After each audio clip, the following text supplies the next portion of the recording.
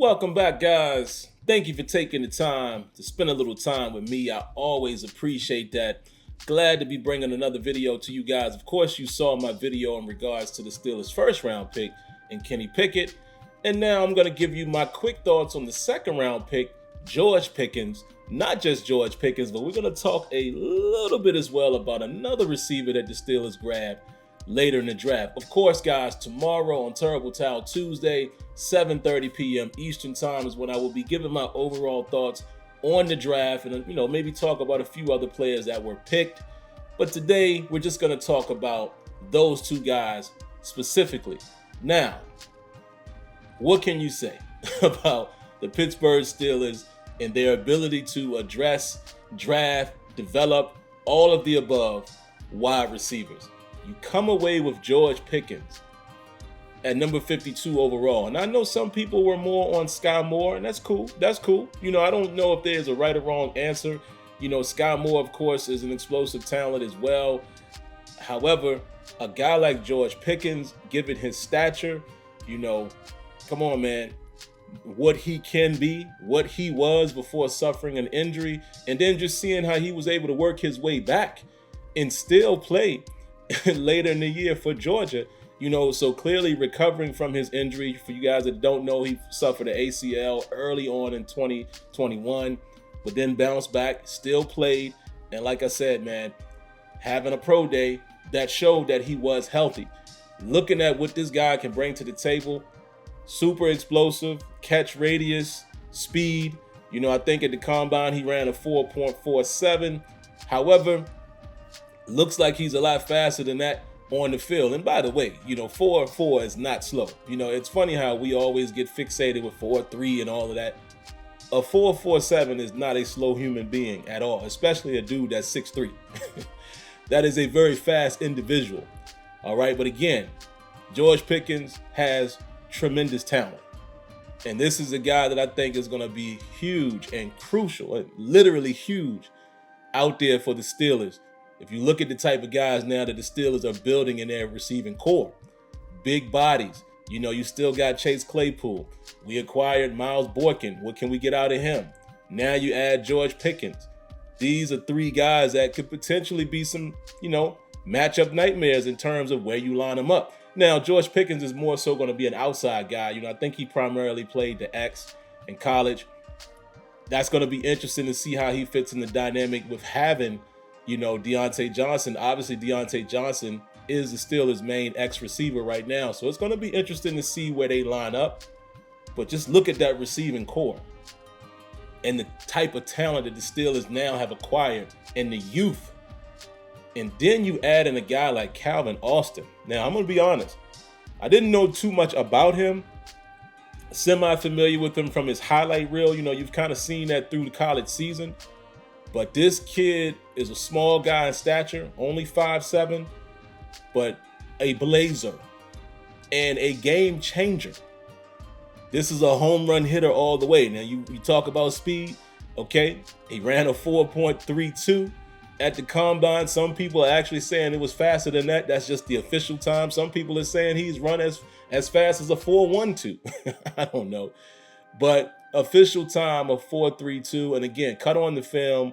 And I would say normally I don't just look at highlights. Y'all know that. I like to watch full games, and I intend on doing that with most of the guys. Well, all of the guys primarily that I think that's going to make a difference and have a role on the team.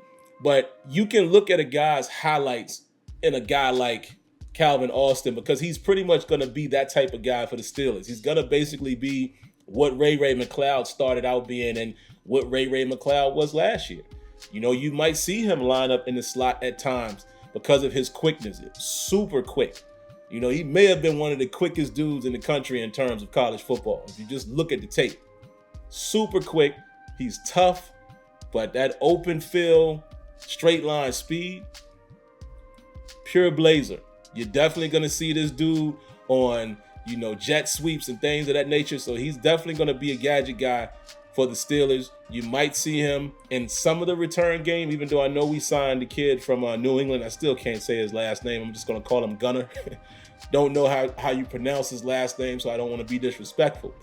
But man, I'm getting excited at just the wide receiver core, regardless of who's going to line up at quarterback. And again, we'll talk a little more about this on tomorrow, man. I anticipate and expect a lot of phone calls tomorrow. So I'm really just going to open it up for you guys, the audience.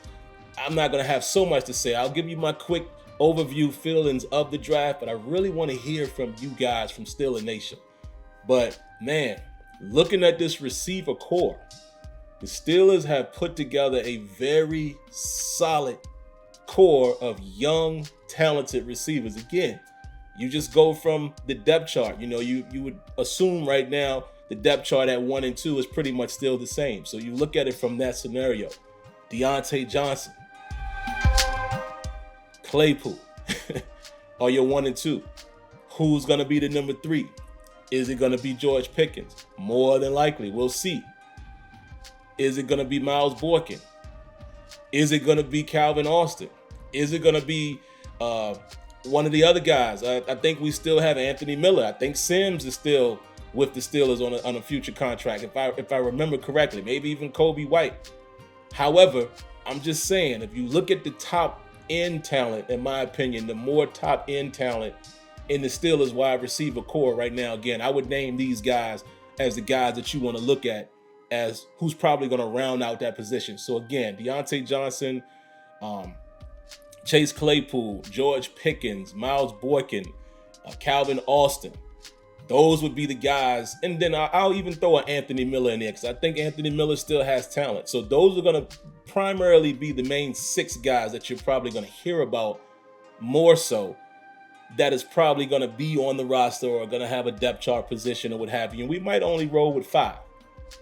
But we'll see. I think Calvin Austin being drafted a little bit later, you know, he's not a lock, but I think the talent that he possesses in this Matt Canada style offense, again, just think about Ray McLeod's, you know, his part in this, what he played in that offense.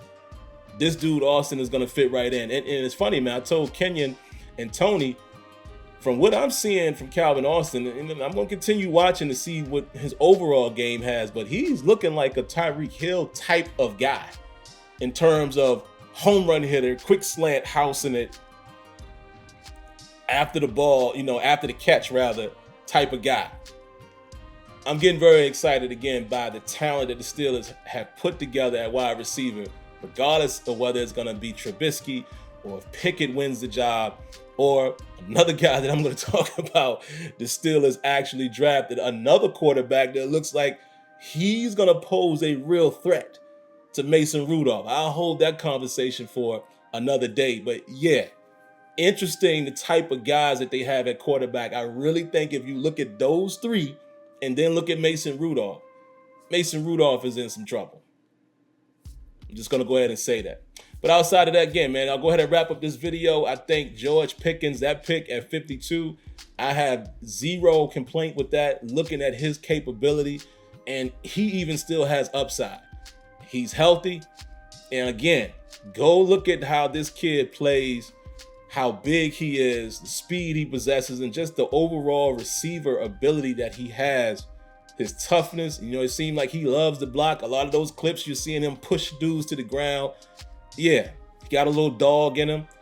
You know, I know he had to fight against the kid in Georgia Tech, but I ain't mad at that. I'm not mad at aggression on the football field. Now, we don't want you to get penalized, but I like a little dog in my football players, especially at the pretty boy positions. You know, the diva position, like a wide receiver.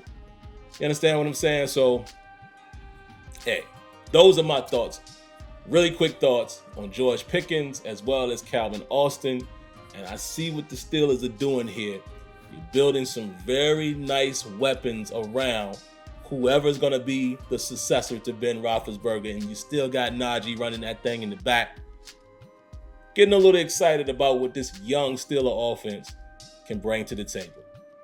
All right, but I'll leave it there, and I can't wait to hear you guys or read you guys' comments in this video. And of course, for you guys that are going to tune in tomorrow, please feel free, call in. I want to hear your thoughts about the draft, your thoughts about each round as far as which guy is more intriguing to you. If it's one of the later guys like Liao, you know, that went in the 3rd, not really later, but you know what I'm saying. If it is Austin, if it is some of the UDFAs like Mateo, what's his name? Mateo Durant, is that his name? Let me make sure I pronounce his last name correctly. I think that's what it is, right? Durant, right? Yeah, running back out of Duke. He has some speed on him. So I just want to hear you guys' opinion. Tomorrow is all about Steeler Nation and hearing what you guys have to say. All right, but outside of that, man, if you haven't already, make sure you hit that like button, subscribe to the channel, and turn on your notifications. All right, until next time, let me know what you think. Peace.